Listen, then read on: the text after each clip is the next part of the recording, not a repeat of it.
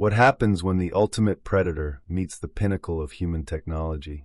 The Xenomorph, an alien species born from nature's most lethal design, versus cybernetic soldiers, humans re-engineered into emotionless killing machines. This isn't just another sci-fi spectacle. It's a futuristic battle that dives deep into the philosophical and tactical clash between raw evolution and artificial precision. It begins on the edge of a dying world, where the city lights flicker under storm-filled skies and the scent of ozone mixes with blood.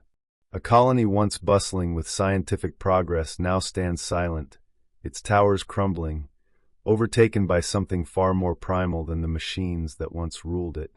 And beneath the ruins, something ancient waits, something alive. The Xenomorph is not just a monster. It's a species perfected by millions of years of evolution, engineered by the blackness of space and the ruthless demands of survival. Its skeletal frame, acidic blood, and stealth capabilities make it a nightmare that doesn't sleep. Born from a parasitic reproductive cycle that hijacks living hosts, it emerges with traits of its incubator, sometimes even adapting to the weaknesses of its prey. The Xenomorph doesn't think as we do. It doesn't hesitate. It doesn't calculate. It reacts, evolves, and destroys. Every encounter with it is a lesson in how limited humanity can be when pitted against nature's cold design. In contrast, the cybernetic soldiers are marvels of modern engineering. Once human, now rebuilt with titanium bones and neural enhancements, these soldiers represent a bold leap into a transhuman future.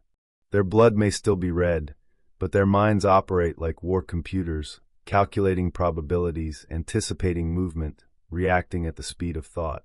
Programmed with advanced combat algorithms and equipped with adaptive weaponry, these soldiers aren't just fast, they're strategic. While a Xenomorph lunges with instinctual savagery, the cybernetic soldier counters with cold precision, scanning its environment in microseconds, recalibrating tactics in real time. The battlefield is a city once hailed as a utopia of artificial intelligence and human integration. Towering structures, now reduced to shadows of their former glory, are overrun by creeping black resin, signs of a growing xenomorph hive. The air is thick with tension. Cracked neon signs flicker beside walls lined with sticky, organic tunnels that twist through buildings like veins. Every sound echoes strangely. Drones deployed by the Cybernetic command buzz overhead, but even they struggle to pierce the maze below. The environment favors the Xenomorphs, tight, claustrophobic spaces where they can cling to ceilings, crawl through air ducts, and ambush their prey with surgical lethality. The Cybernetic squad arrives by drop ship, descending into this decayed urban jungle with tactical precision. Their visors lock onto movement, mapping thermal signatures, scanning for sound anomalies. They move like shadows with purpose, shoulder to shoulder, weapons primed, communication silent and internal. At first, there's nothing but stillness, broken only by the occasional buzz of malfunctioning circuitry. But then it begins. A single ping, a flicker of movement on a rooftop, then another, and suddenly, all hell breaks loose. The first Xenomorph strikes from above, landing with a shriek and plunging its inner jaw through the skull of a forward scout before melting into the shadows. The squad responds instantly. Lasers fire in calculated bursts, tagging walls, tracing trails of acidic blood that hisses and burns through metal. But the Xenomorphs don't give them time to process. They're everywhere, using the environment like a weapon, darting in and out of combat, overwhelming one soldier, then disappearing again. Each kill they make becomes a warning.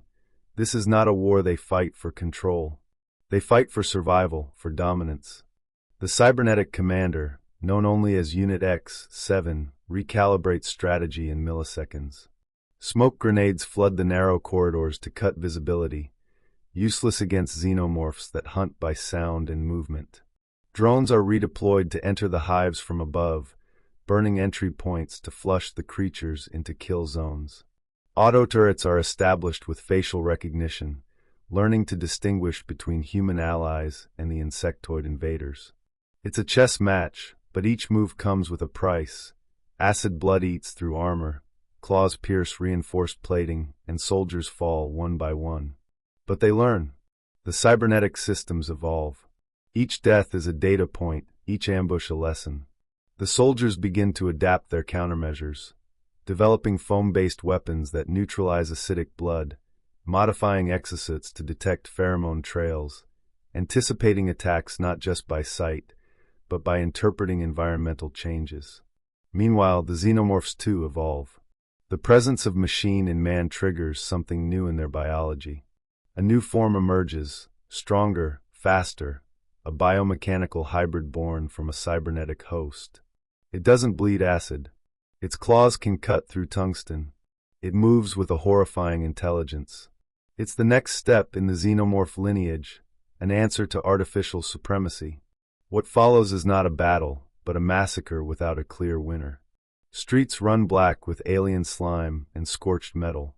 A soldier hurls himself into a nest with an electromagnetic grenade, wiping out an entire hive cluster, only to be torn apart by a newly hatched hybrid seconds later. One xenomorph, injured and leaking acid, claws its way through the faceplate of a sniper perched 3 buildings away. Death is everywhere, and the rules are constantly changing. In the end, only 2 remain. X7, damaged but still operational, and the hybrid xenomorph, larger than any other, with glowing blue veins and twitching metallic limbs. They circle each other in the ruins of a control tower, flames licking the air, data screens flickering with unread messages. X7 calculates millions of outcomes, but finds no guaranteed path to survival. The hybrid screeches, its voice metallic and broken, like a corrupted system rebooting in agony. Their fight is slow, deliberate. Every move is precise. X7 lands a blow that severs one limb. The xenomorph responds with a tail strike that pierces through armor and punctures internal systems. Sparks fly. Blood, both red and green, spills on the floor. The final blow is mutual. X7 drives a plasma blade through the creature's throat. The xenomorph plunges its claw into X7's neural core. They collapse together, still locked in combat, 2 sides of the same evolutionary coin. One born of blood, the other of code. What does this mean for the future of warfare? The lines are gone. Nature and machine are no longer opposites, but reflections. Warfare is no longer about nations or ideologies, but about control over what we become. The xenomorph reminds us that nature doesn't need permission to evolve. It finds a way.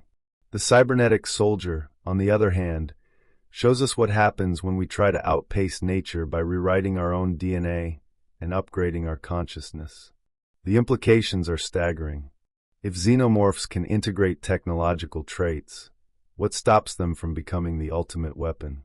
Conversely, if soldiers are designed to kill instinctively, how long before they lose what made them human in the first place?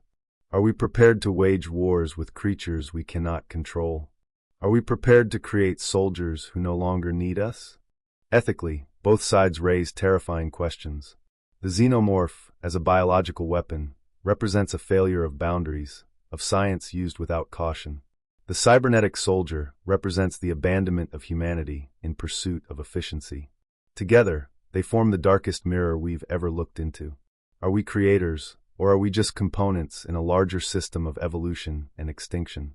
Some argue that such conflicts are inevitable, that technology will always be pushed to its limits, and nature will always fight back. But the lesson here is deeper. It's not just about winning or losing. It's about what we lose in the process. Empathy, morality, purpose. If our future is filled with battles between soulless machines and emotionless predators, then what becomes of us? And yet, perhaps there's hope. Perhaps watching the xenomorph and cybernetic soldier destroy each other is the wake-up call humanity needs. Maybe it reminds us that blending biology and technology doesn't have to mean creating monsters. It can mean creating harmony. But to reach that point, we must first confront the reality of what we've built and what we've unleashed. So we leave you with this. Are you ready for a future where evolution no longer belongs solely to nature? Where artificial intelligence doesn't just serve us, but challenges us? Where every weapon we create can evolve beyond our understanding? The battle between the xenomorph and the cybernetic soldier is more than science fiction. It's a warning, a question, a reflection of where we might be headed. And now it's your turn. What side do you think would win? What would you fear more, the instinct of nature or the logic of machines? Share your thoughts, debate the future, and remember, in the end, it's not just about who survives, it's about what we become.